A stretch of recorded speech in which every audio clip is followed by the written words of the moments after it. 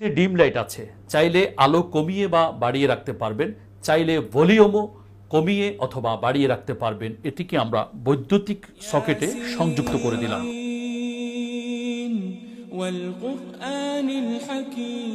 প্রথম বাটনটি যখন আমরা ঘন ঘন চাপ দিব তখন এটা ডিম লাইটের আলো বাড়তে থাকবে অথবা কমতে থাকবে।